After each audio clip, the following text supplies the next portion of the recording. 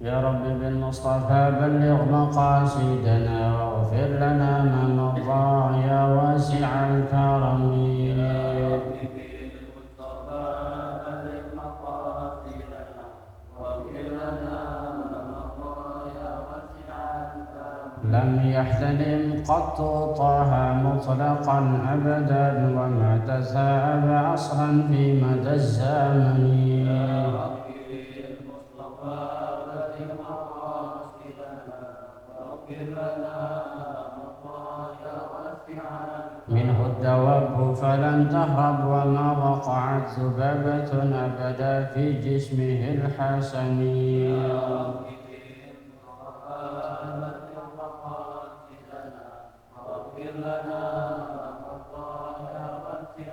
بقلبه كما من رؤية ثبتت ولا يرى ظله في شمس ذو فضل. يا رب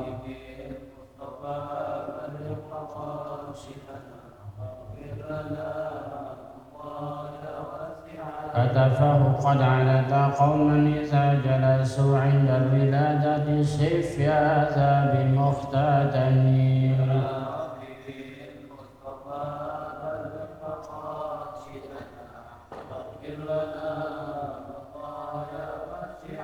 اللهم صل وسلم وبارك عليه. الحمد لله والشكر لله والصلاة والسلام على رسول الله. Qala al-musannif Syekh Hasyim Asy'ari. Udah dibarisin, tinggal dibaca. Baca dapat.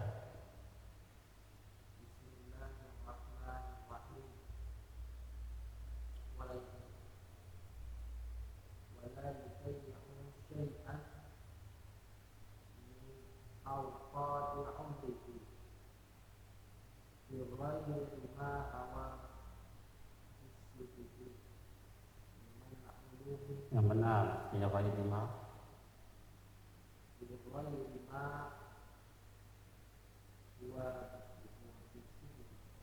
Bahwa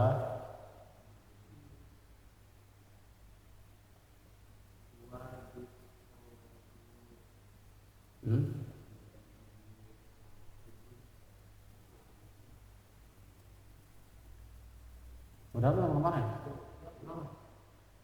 Pas. Udah ini harusnya.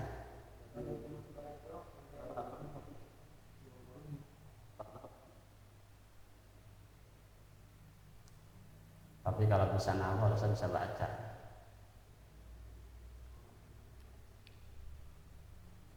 Ayo langsung aja dari sini langsung artiin. Karena ini penting. Wala yudayyi'u, dan tidak menyia-nyiakan syai'an sedikit pun. Syai'an itu sesuatu ya, tapi maksudnya di sini sedikit. Sedikit pun, sesuatu pun, secuil pun, setetes pun, sebiji dzarrah pun, maknanya gitu loh. Wala yudayyi'u, dan tidak menyia-nyiakan sedikit pun min awqati umrihi, baru sampai sini ya. Min awqati umrihi, daripada waktu umur. Bukan cuma umur di sini kalimatnya, min umurihi bukan, tapi min awqat, lebih dalam, daripada waktu-waktu umurnya. Jadi setiap umur kita punya waktu. Fi ghairi, pada hal yang selain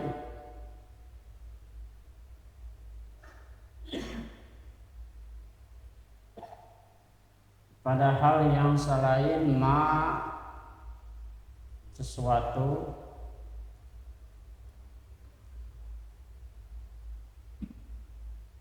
huwa bisadadihi, huwa yang dia itu orang, yang dia itu sesuatu, yang dia itu umur ya. Bisadadihi, dengan berpalingnya dia itu orang, si santri. Sadad itu saddun an sabilillah, berpaling dari jalan Allah. Sadad fi ghairi, pada selain yang dia itu waktu, yang dia itu umur yang maksudnya. Bisadadihi, berpalingnya itu orang minal ilmi, dari ilmu.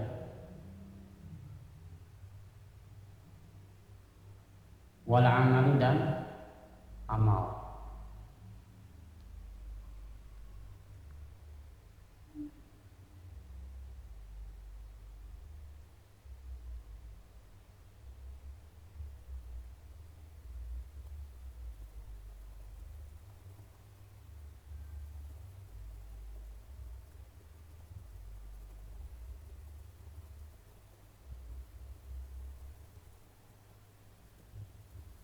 Sama nggak tulisannya Bang Jamal sih?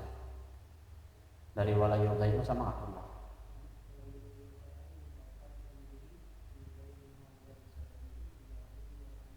Sama ya? Kok di sini nggak nyambung arti? Dan tidaklah dan jangan menyanyiakan sedikit pun dari waktu umurnya pada selain yang memalingkan dia dari ilmu. Harusnya pada yang memalingkan, harusnya gitu ya. Benar nggak? Janganlah dia menyanyiakan sedikit pun dari waktu umurnya pada yang, harusnya gitu ya, pada yang memalingkan dia pada ilmu. Di sini pada yang selain, kurang nyambung.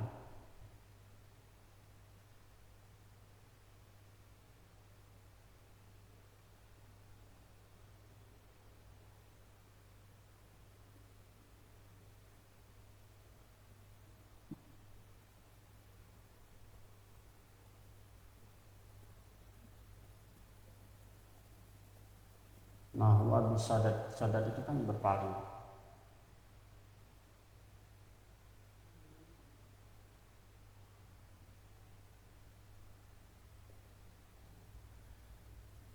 Illa ma la budda minhu. Illa ma la budda minhu. Illa kecuali boleh berpaling dari ilmu kapan? Kapan berpaling dari ilmu dan amal? Kapan meninggalkan ilmu dan amal? Boleh. Bukan karena molor, bukan karena sarapan, bukan karena makan, bukan karena yang lain. Illa ma la budda minhu, kecuali apa-apa yang memang sudah semestinya kita ninggalin ilmu. Kita nggak belajar, boleh. Kapan? Nanti. Biqadri darurati, seukuran darurat.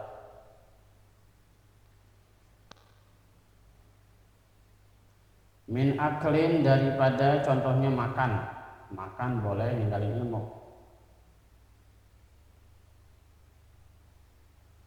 Wa syurbin, dan minum.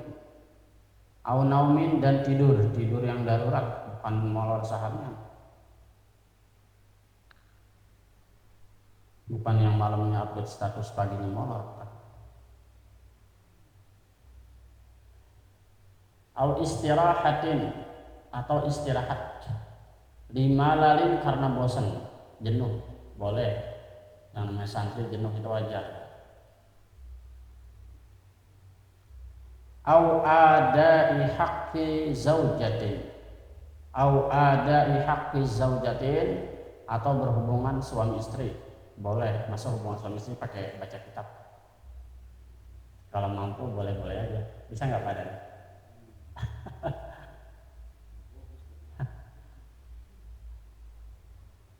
Lebih fokus mana kira-kira? Mainnya apa bacanya? Au adai haqqi zaujatin, daripada menunaikan hak-hak antara suami dan istri, hak pasangan. Ya banyak, nyuci piring, nyuci baju, jemur pakaian, ngangkat jemuran, itu namanya hak suami istri. Jangan keras.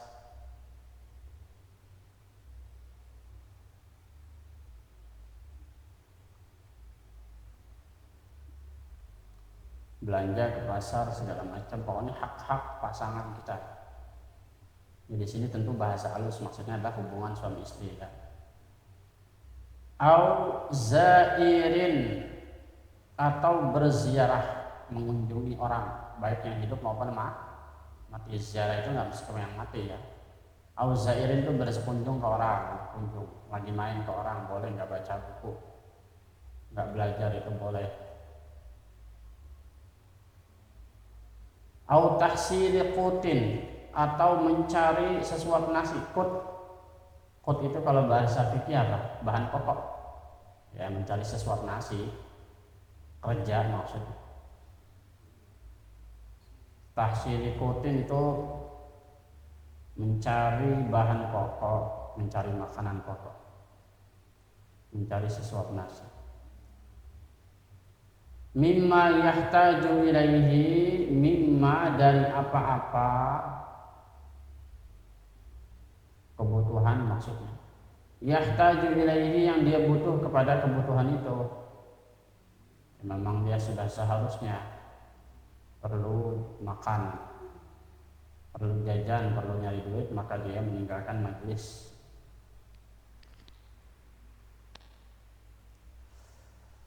Auli alamin, atau karena sakit. Alamun maknanya marad ya, sakit. Kalau maradun mamam alam bedanya apa?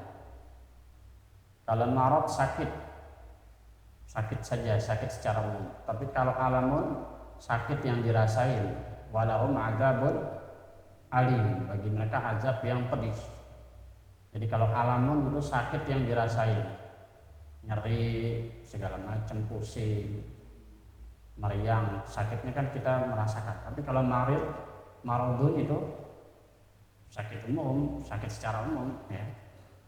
Karena sakit udah tua, karena sakit ya sakit. Masing-masing kita punya penyakit semua kita punya penyakit. Tapi ketika kita rasain itu namanya alam, ngerti ya? Bukan alam, bukan pakai ain, pakai hamzah, alam. Walahum adzabun alim. Kalau maradun bisa bahasa qalbu, fi qulubihim marad, di hati mereka ada penyakit secara umum, marad, bukan alam pakainya marad. Au ghairihi, atau yang lain, mimma dari apa-apa kebutuhan, yata'azzaru ma'ahul istighal. Yata'azzaru memberi maklum, memberi uzur, memberi pengertian. Uzur itu artinya toleransi. Mimma dari apa-apa, dari kebutuhan-kebutuhan, yata'azzaru yang mentoleransi, ma'ahu bersama itu kebutuhan, al-istighalu apa, kesibukan. Yang mentoleransi, yang membolehkan memang harus sibuk.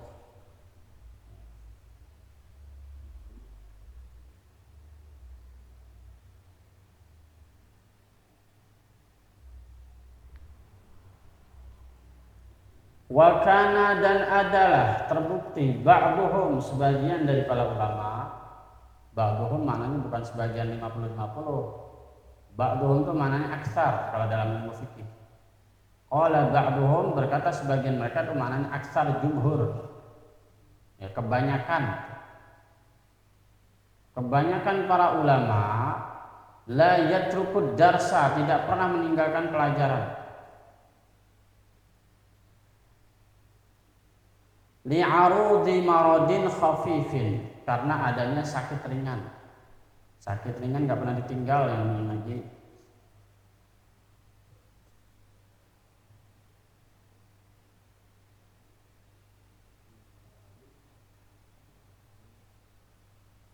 Paham kan nih dari atas ke bawahnya? Ini kalau diserapin dalam sekali. Bisa dipahami nggak ada, Pak? Paham nggak nih baca? Apa maksudnya? Maksudnya apa itu? Dari atas ke bawah, intinya apa?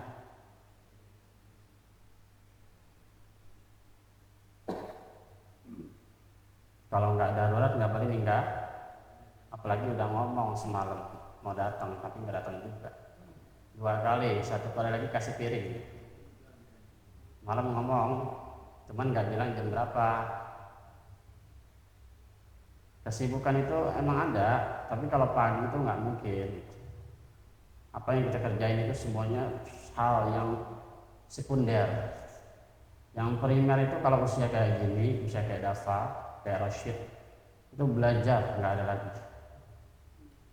Pagi itu masih segar belajar, goes belajar, habis belajar bisa goes kemana? Pagi.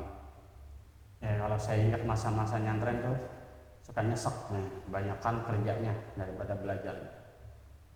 Jadi pesantren saya tuh di Majalengka, lihat sendiri kemarin ya, itu masih belum berbentuk tembok yang kita lihat, itu dulu bambu. Itu kalau mau ngebangun nyari pasir sendiri, nyari batu, mau makan beras nanam sendiri, nandur sendiri, panen sendiri. Mau masak itu pakai bambu, ditiup-tiup, ditungkunya itu, apalagi kalau musim hujan nangis itu kalau makan. Susah, banyak terbuang waktu hanya untuk hal-hal kayak gitu. Kalau disesali enakan sekarang, manusia enak semua sekarang yang namanya handphone, Apalagi sekarang di WhatsApp sudah ada Meta Chat GPT, nanya apa aja dijawab, bener nggak? Nanya Allah ya dijawab, Allah adalah apa aja bisa. Apa yang tidak mudah sekarang, fasilitas dapat pelajaran diulang di rumah bisa, tapi masalahnya kita malas, jadi nggak jadi apa-apa. Nah, sekarang kita resapi, usia kayak kita nih masih muda, resapi apa sih keahlian kita sebetulnya. Kalau yang lain kerja udah ketahuan, yang ini yang bisa ini yang bisa itu, udah kerja udah ada hasilnya, udah berkeluarga, udah ada tanggungan. Nah, yang belum keluarga apa sih kebisaannya? Ayo, misalnya apa? Menjadi tukang, punya keahlian tukang nggak? Akuntansi bisa nggak? Menjamin masa depan, kalau kita masa depan akan bahagia, punya nggak keahlian itu? Terus keahlian kita apa coba dipikirin? Sekolah yang kewajiban memang udah usianya, tapi sekolah itu peresannya apa, ilmunya apa? Ilmu dari sekolah apa yang bisa dipraktekin, apa kira-kira? Masalahnya sekolah kita sekarang cuma ngejar nilai ya kan, karena terjadinya demografi besar-besaran. Kalau kita belajar ilmu sosiologi, kita ini udah korban demografi. Setelah Perang Dunia Kedua itu demografi itu meledak, jadi pertumbuhan orang beranak itu banyak. Yang mau tidak mau, yang namanya hidup ya harus sekolah, benar nggak? Akhirnya karena sekolah itu daripada milih yang favorit dan yang tidak favorit, sekolahnya dikosong, benar nggak? Akhirnya pakailah sistem zona. Masalahnya nggak ketahuan siapa yang benar-benar ahli, siapa yang benar-benar pintar, siapa yang goblok, benar nggak? Nah, korbannya adalah yang pintar ya pintar, yang kaya ya kaya, yang miskin tetap, yang nggak ketahuan bodohnya tetap nggak ketahuan. Ketika ujian itu hanya ngejar nilai. Setelah ujian, setelah lulus, girang nggak kira-kira? Lulus, beban belajar hilang, pusing lagi mikirin nyari kerja di mana. Hebat nggak hidup zaman sekarang? Nah, terus kalau nggak punya keahlian mau jadi ngapain kira-kira? Ayo resapin. Ini kalimat bahasanya dalam semuanya. Saya baca kitab namanya Qimatuz Zaman, Syekh Abdul Fattah Abu Quddah, baru tadi sore saya baca. Itu bacanya ini merinding. Para imam dahulu, Imam Nawawi bisa jadi alim, setiap hari yang dipelajari 12 mata pelajaran, setiap hari, nggak kurang dari 12. Kita ngapain dari pagi? Ngeteh, ngopi, kayak orang tua. Terus sisanya ngapain? Coba jadi sepi. Banyakan tidurnya apa bengongnya apa scrollnya?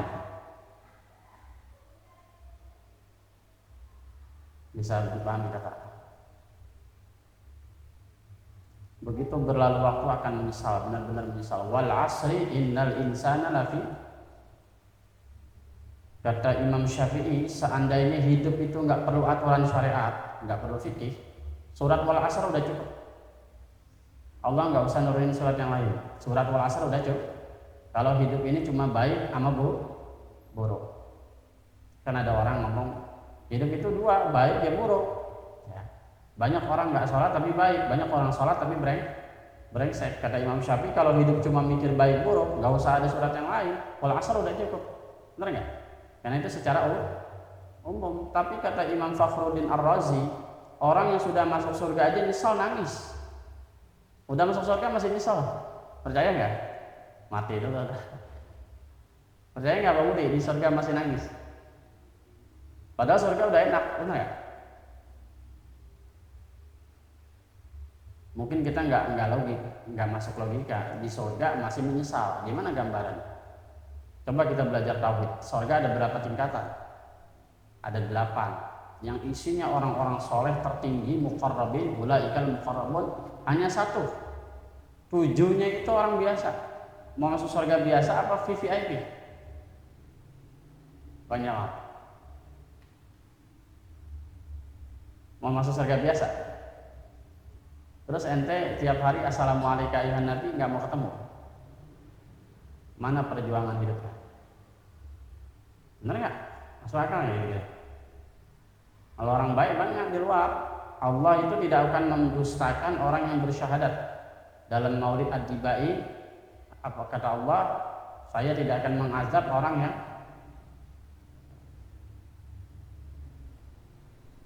bersyahadat kepadaku. Apa tuh kalimat itu? Inni la aj'alu man saddaqa bi kaman kazzaba bi, kalau nggak salah. Atau ini la aj'alu man syahadati man saddaqani bi syahadati kaman kazzaba bi, apa gimana? Lihat lagi di Maulid Tiba. Saya tidak akan menyamakan orang yang syahadat dengan orang yang tidak syahadat. Orang yang syahadat pasti masuk surga, udah pasti, walaupun nggak sholat, walaupun nggak beramal. Yang penting dia tauhid aja, beriman aja kepada Allah. Belum sholat, belum puasa, belum zakat, mati pasti masuk surga itu. Cuman masing-masing, kalau keburukannya banyak ya dicuci dulu. Sehari kali 5.000 tahun. Sehari di mata Allah, 5.000 tahun di mata kita. Mau nggak dapat? Dicuci sehari 5.000 tahun. Sehari itu 5.000 tahun artinya. Mau? Nah dikali 5.000 tahun, 5.000 kali 5.000 berapa? Banyak berapa? Mau masuk surga model itu? Gak usah sholat, gak usah puasa, gak usah zakat. Jadi orang baik aja. Syahadat aja modalnya, pasti masuk surga. Nah, Rasulullah yang ngomong, man qala la ilaha illallah dakhala. Iya itu aja, silakan mau gitu. Cuci dulu tapi. Dicuci, di steam, jadi dimsum, baru masuk surga. Yang lain udah pada ngapain tahu, kita baru masuk surga. Mau gitu apa gimana kira-kira? Kalau kita mati baru nyesal, percaya sama saya, kalau mati baru nyesal. Kita baru lihat kisah orang soleh aja itu nyesalnya sekarang. Padahal kata orang kita amalnya bagus, kata orang kita hidupnya enak, kata orang. Tapi kalau lihat kisah-kisah orang soleh, itulah kenapa kita faksusil qasasa la'allahum yatadzakkarun, kata Al-Quran. Banyak-banyak dengar kisah orang benar, la'allahum yatadzakkarun, supaya tergugah. Ngerti nggak? Pentingnya mengadain maulid, pentingnya ngadain haul itu supaya dikisahkan orang-orang soleh. Tapi kebanyakan kita kan masalahnya menghayal karomahnya doang. Pengen gaya A, pengen gaya B, pengen gaya C. Amalnya nggak mau, menghayalnya doang. Bener nggak? Giliran dakwah udah jadi ustadz besar, ilmunya minim. Nah begitu dah. Nggak bisa baca kitab, ceramah doang. Imam Nawawi 12 mata pelajaran. Imam Abu Yusuf, murid Imam Abu Hanifah, mau mati masih muzakarah fikih. Dipanggil muridnya, dia udah dalam keadaan sekarat. Muridnya dipanggil, wahai muridku, saya mau tanya, apa tuan guru? Lebih afdal kalau kita lontar jumroh, tahu kan lontar jumroh? Lebih afdal berjalan atau naik kendaraan? Kata dia lebih afdal berjalan kayak Rasulullah. Salah. Kalau gitu lebih afdal, dua pilihan ini kan cuma dua. Kalau gitu berkendara, salah dua-duanya. Terus yang benar yang mana? Katanya. Kata Abu Yusuf, muridnya Abu Hanifah, kalau dia ketika merental jumroh kagak niat berdoa, nggak ada hajat, maka lebih afdal pakai kendaraan karena lewat doang. Tapi kalau dia niat berhajat di situ, dia niat doa, maka lebih afdal pakai jalan kaki. Sampai begitu. Setelah begitu, tiba-tiba muridnya Abu Yusuf mendengar suara kayak ngorok. Tiba-tiba udah meninggal itu Syekh Abu Yusuf. Orang dulu tidak akan menyia-nyiakan waktu sama sekali. Wala yudayyi'u syai'an, sedikit pun. Hitung dari pagi kita ngapain doang. Yang muda maksud saya. Yang tua sama. Yang tua sama aja. Maksud saya kita semua, tapi yang muda lebih penting. Ya.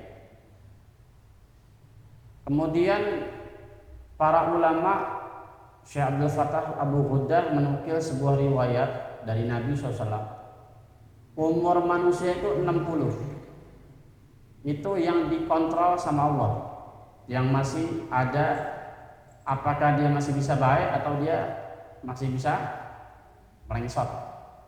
Kalau sudah 60 itu dibiarin Allah. Dibiarin Allah. Jadi kalau udah 60 itu orang itu sama Allah itu seperti, ya bukan Allah melepas hamba, enggak. Orang itu kalau dia udah buruk, terus saja ke sana buruk. Kalau dia baik, terus saja baik, istiqomah. Itu umurnya 60. Jadi batas umatku kata Nabi itu 60 yang Allah benar-benar masih ngasih dia peringatan. Di atas umur 60 itu Allah udah, kalau gambarannya lepas tangan, tapi nggak mungkin. Artinya Allah itu sudah melepas itu orang, dia jalan sendiri. Apakah dia buruk, dia terus buruk sampai mati? Apakah dia baik terus sampai mati? Itu umur 60. Dalam riwayat lain 40. Kalau Imam Ghazali ngambilnya 40.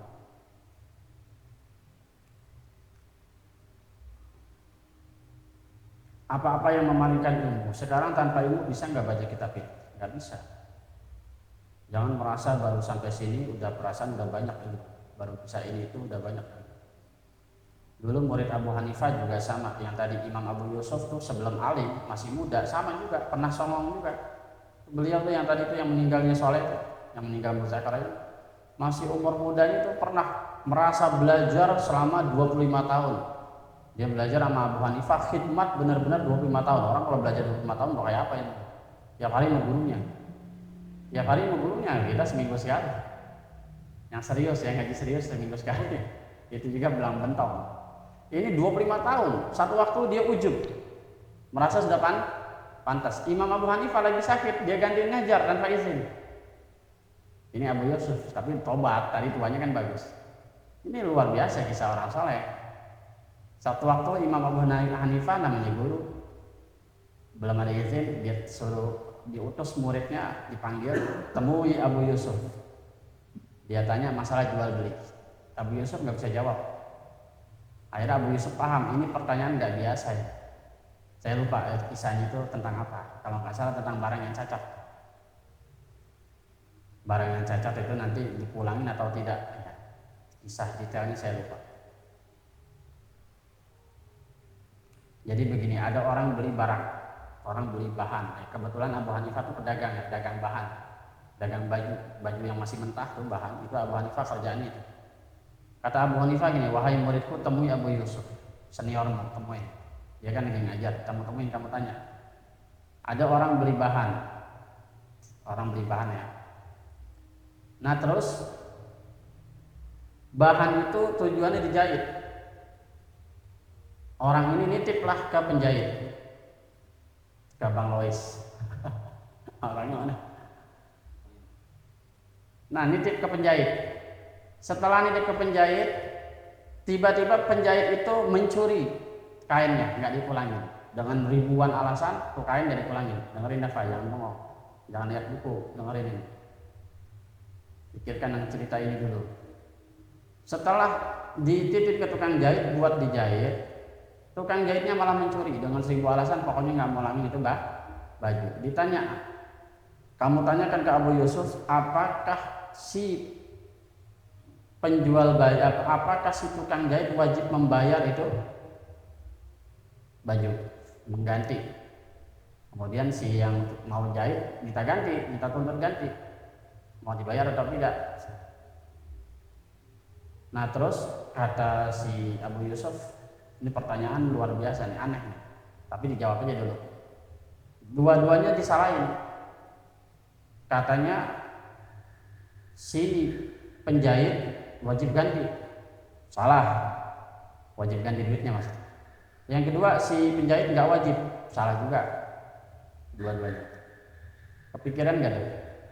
Orang yang udah 25 tahun ngaji fikih sama Abu Hanifah, ilmunya udah kayak apa? Tiap hari masih salah dalam urusan kayak gitu. Tapi pertanyaannya rumit, langka. Kita juga nggak ada kepikiran kalau bukan karena kisah ini.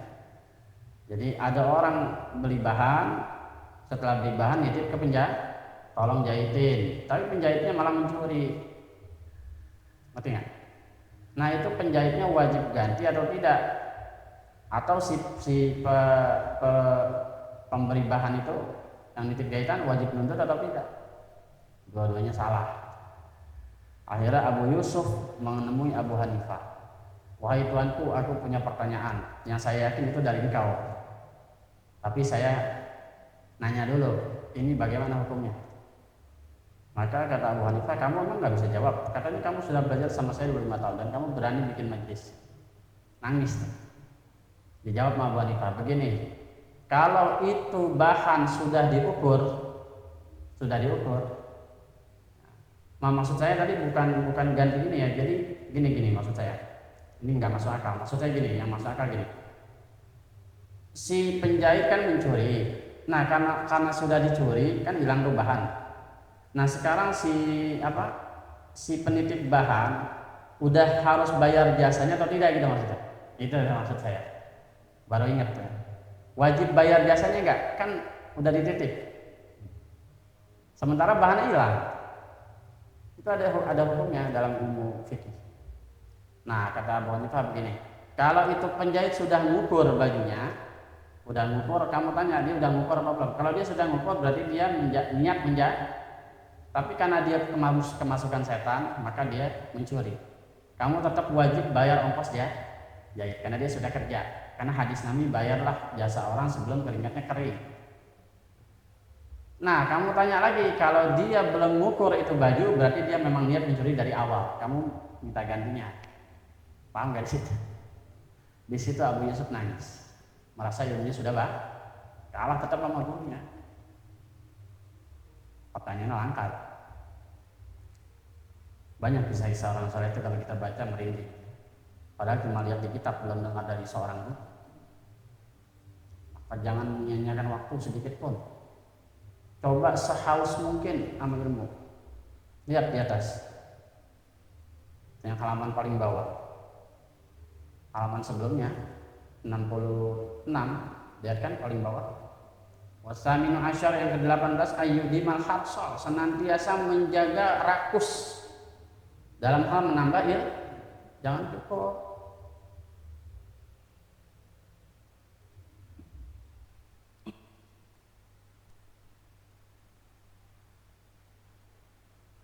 Harus dengan cara bagaimana supaya merasa rakus sama ilmu.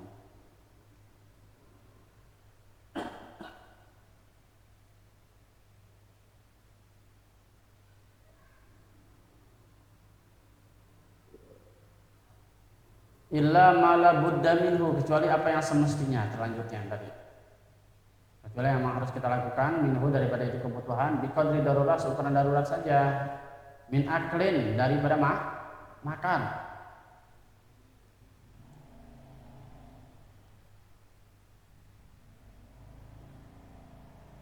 Dalam hal ini Mbah Hashim membolehkan orang berhenti belajar, santri mau berhenti belajar karena dia lagi makan.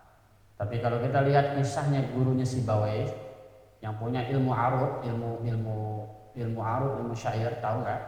Namanya Khalil bin Ahmad Al-Farahidi, itu gurunya Sibawayh. Sibawayh itu siapa? Sibawayh itu yang punya kitab Al-Kitab. Nama kitabnya Al-Kitab. Itu induknya ilmu nahwu. Semua ilmu nahwu bermuara ke kitabnya Sibawayh. Orang-orang pada tahun 1100-an. Nah, Imam Khalil bin Ahmad itu lahir tahun 100. Kata beliau, waktu yang paling aku sesali adalah waktu makan. Setiap waktu makan Imam Khalil bin Ahmad itu selalu menyesal. Karena ketika aku makan aku nggak bisa belajar. Tapi banyak kisah-kisah orang makan saja sambil belajar. Bahkan saya pernah dengar Abu Ya'mi Hamzah itu pernah cerita, ada 2 kakak beradik, ini akrab. 2 kakak beradik ini dua-duanya pelajar, haus ilmu. Kalau abangnya lagi buang air besar, adiknya di depan jamban bacain kitab. Kalau adiknya lagi kakaknya yang bacain kitab dari luar supaya nggak ketinggalan ya orang dulu. Artinya kita ini yang muda-muda masih banyak kesempatan. Jadi sekarang itu menyesal, jangan ntar udah tua baru menyesal. Sekarang kalau menyesal ini sekarang, kalau mau nangis itu sekarang. Sesalilah waktu-waktu yang udah lalu. Nah sekarang mulai belajar tobat. Tobat itu bukan astagfirullah doang. Tobat itu pembuktian perbuatan, bukan cuma astagfirullah. Kata Nabi, aku bertobat sehari 100 kali. Kita berapa kali bertobat? Apa maksud dari bertobat? Maka kebanyakan para ulama ngomong istighfar 100 kali. Istighfar mah enteng, 1000 juga bisa. Nabi kalah sama kita. Benar nggak? Belum lagi kalau tahlilan berapa kali kita istighfar? Kalah ada Nabi sama kita kalau soal istighfar. Yang dimaksud bertobat itu lebih dari itu. Nabi itu banyak menyesali perbuatannya. Itu 100 sehari nggak kurang dari 100. Misalnya gini, beliau mau sholat jamaah, gara-gara main sama bocah telat jamaahnya, itu Nabi sesalin. Nabi mau ada kebutuhan yang lain, mau ketemu dengan sahabat, mau ketemu dengan orang, atau janji atau apa, Gara-gara ketemu orang buta yang minta disuapin tuh, si Yahudi yang suka ngatain, Nabi sesalin. Jadi sehari itu nggak kurang dari 100 penyesalan Nabi. Itu maksud dari taubat. Nah kita sehari nyesal berapa kali? Bodoh amat dah. Paham nggak? Wasyurbin dan minum.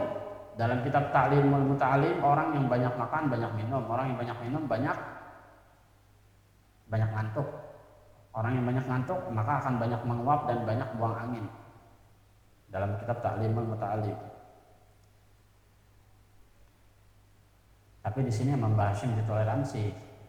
Aunomin atau karena tidur. Ingat tidur yang di bab yang dulu yang udah lama banget, udah lupa dari ruang tempat sampah kali. Saya aja masih ingat nih. Kata Mbak Hashim, tidur itu usahakan tidak lebih dari 8 jam. Jadi 24 dibagi 3. 8 buat tidur, 8 buat kerja, 8 buat untuk ilmu. Itu caranya Imam Syafi'i. Tapi kata Mbak Hashim, kalau bisa kurang dari 8 jam itu hebat. Misalnya 5 jam atau 6 jam. Tapi buat belajar, bukan buat main game. Au istirahat 5 lalin, atau istirahat karena bosan. Kita belajar seminggu sekali bosan apa? Kalau kita emang banyakan bosan ya tiap hari. Benar nggak? Belajar berapa sehari? Seminggu. Yang ngaji kita cuma malam Sabtu. Berarti kita kebanyakan bosannya emang ngajinya. Nah ini bahasin sekarang ngaji mulu terus itu boleh istirahat. Nih kita emang bosan mulu.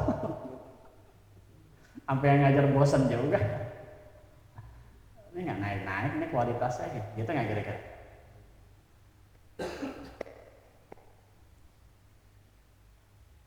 Ya sampai ketika Syekh Yusri Rusdi, salah satu imam Al-Azhar, ditanya bagaimana hukum musik. Kata Syekh Yusri Rusdi, musik itu ketika kita bosan hukumnya jadi halal. Musik itu ketika kita bosan hukumnya jadi halal. Kita bosan, capek, jenuh. Capek dah pokoknya bosan. Kita perlu musikan sekali. Nah itu jadi halal saat itu. Kamu jangan terus-terusan.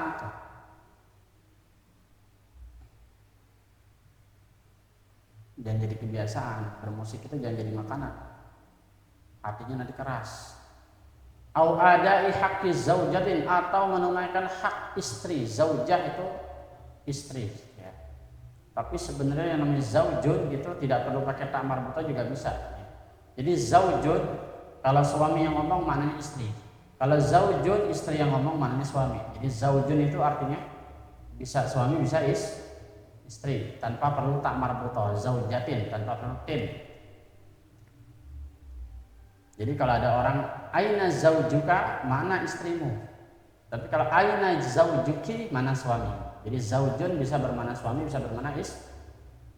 Mengapa zaujun maknanya bisa laki bisa perempuan? Karena ketika orang berhubungan suami istri itu nggak ada lu dan gue. Orang punya anak nggak ada ini anak lu ini anak gua, paham nggak? Urusin tuh anak lu, itu nggak boleh. Pokoknya zaujun itu maknanya istri dan suami.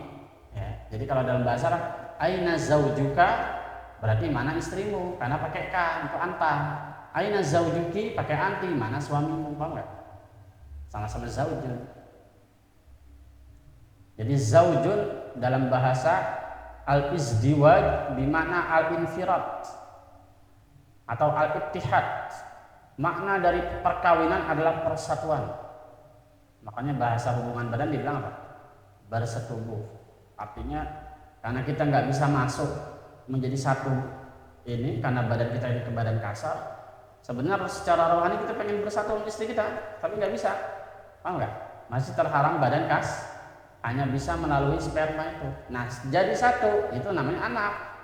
Jadi anak itu nggak ada anak bapak, nggak ada anak ibu, anak bersama, paham nggak?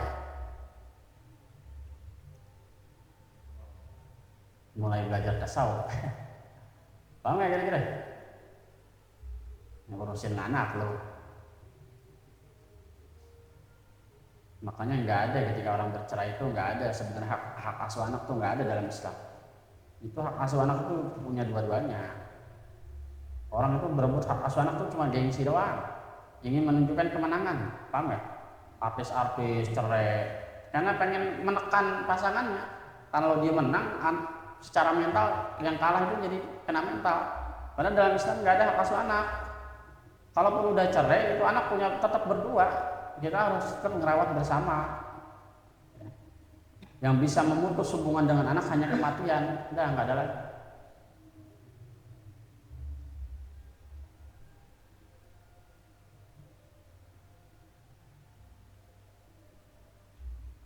Au zairin atau berkunjung ya, hal yang hidup ataupun yang mati. Au tahsil qut. Tahsil itu menghasilkan qut, itu adalah bahan pokok. Kalau belajar zakat itu qut. Kalau di kita beras, kalau di Papua sagu, kalau di Arab kurma, kismis, jagung. Mimma yahtaju ilaih. Makanya kita kalau tinggal di satu tempat, misalnya tinggal di Papua, maka zakat kita wajib sagu ya. Kalau tinggal di daerah yang makannya nasi jagung, maka wajib zakat kita nasi jagung, harus ikut ke tempat yang kita zakati. Nah, kalau kita zakat fitri, misalnya kita pergi pulang kampung, saya nih ke Madura pulang kampung, belum beli beras. Di perjalanan tiba-tiba sudah masuk waktu sholat Id karena macet. Padahal -3 udah jalan, macet, stuck di Brebes atau di Pekalongan. Masuk waktu sholat Id. Pada saat itu kan harus ngeluarin zakat itu terakhir itu. Jadi imam takbir itu sudah terakhir waktu keluar zakat. Wah, daripada nggak ada toko beras, mampir aja ke Alfa beli beras. Nah, wajib zakatnya di mana? Wajib zakat di tempat kita berada saat itu. Jadi di pinggir jalan kita harus cari orang buat kita zakat. Makanya biar aman kita zakat sebelum pulang.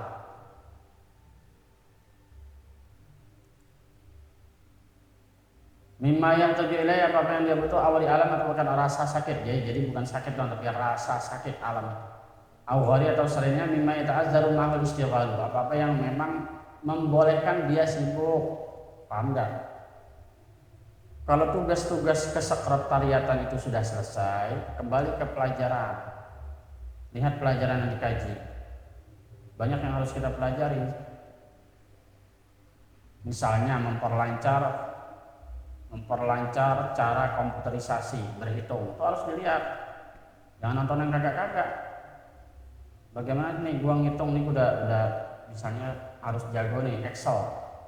Bagaimana cara autosum ngitung? Lihat ke YouTube-nya autosum di Excel gimana caranya, rumusnya gimana, dipelajari sehingga ketika ada apa-apa udah siap.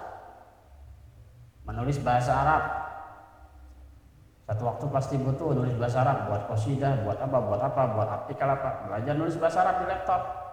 Tinggal dirubah tuh yang dari Inggris ke Arab, ketik tuh huruf H itu alif, huruf G itu lam, huruf P itu H, huruf O itu kha, sampingnya P yang tanda kurung itu jim. Pelajari sampai lancar, ilmu itu banyak, fasilitas sudah lengkap, apalagi yang kita mau jadikan alasan supaya malas. Ya, hatta zurtumul mati baru datang. Kata Sayyidina Ali, an-nasu niyamun, manusia semuanya molor. Idza matu intabahu, nanti dia bangun kalau dia udah mati baru bangun. Kata Sayyidina Ali. Hebat nggak sih logika Sayyidina Ali? Manusia semuanya molor, nanti kalau udah mati baru dia bangun, baru dia sadar kalau dia sebenarnya belum ngapa-ngapain. Wa kana ba'duhum la ya'rifun. Dikit lagi, wa kana ba'duhum, dan sebagian banyak daripada ulama darsa tidak akan pernah meninggalkan yang namanya belajar li'arud di maradin khafifin, karena adanya sakit yang ringan. Sakit ringan pantang berhenti belajar. Bal kana yastashfi bil ilmi, malah mereka tuh berobat dengan ilmu. Berobatnya ngaji, kalau kita ngaji malah jadi sakit. Waduh, waktunya ngaji malam Sabtu, stres tuh. Gimana caranya nih biar nggak ngaji ya? Alasan apa? Ada yang batuk barusan.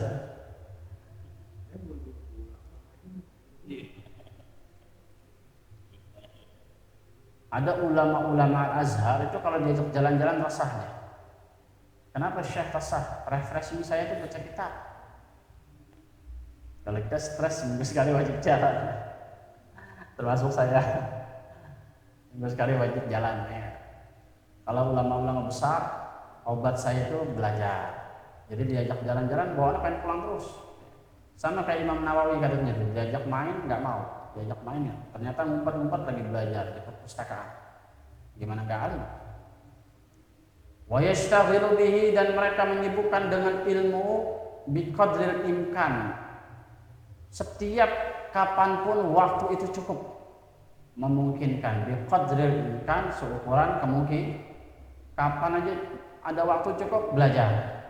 Biasain kemana-mana pegang kitab saku, wirid saku, atau apa aja yang dipelajari, buku. Selesai ngobrol, selesai ngapain, nggak perlu sama orang, baca. Lihat para ulama. Atau minimal bertasbih, berzikir. Kalau kita nggak ada kewajiban bertasbih, kita kewajiban kita belajar. Wiridnya kita sebagai santri adalah belajar, bukan berzikir yang seperti itu. Nah, sebaris lagi. Qad kana Rasulullah SAW, qad qala Rasulullah SAW, bersabda Nabi SAW, innamal a'malu binniyat. Lianna darajatul ilmi darajatu warasatil anbiya'i. Kata Nabi SAW, sesungguhnya amal itu dengan niat. Apa nyambungnya ngomongin ilmu sama niat? Coba dipikirin. Main tebak-tebakan. Mbah Hashim lagi ngomongin menyibukkan diri dengan ilmu, tapi ngasih hadisnya yang ini, innamal a'malu binniyat. Nyambungnya apa? Salah dong harusnya Mbah Hashim. Nah, di bawahnya dibalas lagi, li'anna darajatal ilmi, karena derajat ilmu, darajat warasatul anbiya, karena ilmu itu derajat pewaris para nabi. Ilmu itu yang punya cuma ulama, nggak bisa yang lain. Tapi apa hubungannya tadi sama hadis innamal a'malu binniyat? Apa makna niat? Ini orang nggak paham. Amal itu yang penting niat, walaupun dikit yang penting ikhlas. Itu salah besar, nol besar, sincan. Innamal a'malu binniyat, silahkan lihat hadis Al-Arba'in, syarah Al-Ba'in ya, dari hadisnya Al-Imam An-Nawawi disyarahin lagi. Innamal a'malu binniyat ay bil ilm. Amal itu baru sah kalau pakai ilmu. Itu niat maksudnya. Bagaimana kita bisa menguatkan hati untuk beramal kalau ilmunya nggak ada? Kita mau sholat, kuat nggak sholat kita kalau ilmunya nggak ada? Main sholat-sholat aja pasti lemah. Akan kebanting dengan orang yang niatnya udah total, karena belajarnya banyak. Dari cara berpakaian, menghadap kiblatnya, adabnya, takbirnya, mau bacanya, bacaannya, cara sujud, cara ruku, dia tahu gerak-geriknya harus bagaimana, mana yang membatalkan, mana yang tidak. Kira-kira yang begitu niatnya udah lebih kuat atau apa yang asal-asalan gitu? Udah pasti. Jadi innamal a'malu binniyat, mana bil ilmi, itu syarah dari Imam Nawawi. Penting itu. Jangan asal menerjemahkan. Nabi ngomong begini, mananya nggak mesti begini. Nabi ngomong begitu, belum tentu mananya begitu. Paham? Sama kayak konten tentang ngeledek. Ada orang belajar motor, orang Madura kalau nggak salah saya lihat konten. Dikit lagi ya, intermezzo, penutup. Ayo com, belajar naik sepeda. Motor itu sepeda di sana. Tapi kalau motor artinya mobil. Motor itu sepeda. Tapi kalau motor artinya mobil. Kalau motor ngomongnya sepeda. Belajar sepeda. Caranya gimana? Standarnya angkat dulu. Nyalain kontak. Udah bisa, udah. Nyalain starter. Nah, sekarang jalan pelan-pelan. Ditinggal tuh motor di jalan pelan-pelan. Terus dia bikin POV, cara Wahabi memahami dalil. Bener juga, innamal a'malu binniyat doang. Katanya beginilah Wahabi kalau memahami dalil, pakai letter tekstual, salah kaprah jadi. Paham enggak? Wallahu a'lam bishawab. Al-Fatihah. Rabbil alamin arrahmanir rahim maliki yaumiddin iyyaka na'budu wa iyyaka nasta'in ihdinas siratal mustaqim ghairil maghdubi 'alaihim waladdallin amin rabbana taqabbal minna innaka antas samiul 'alim wa tub 'alaina maulana innaka antal rahim allahumma hasbunaka allahumma tahiyyatuhum assalamu alaikum alhamdulillahi rabbil alamin.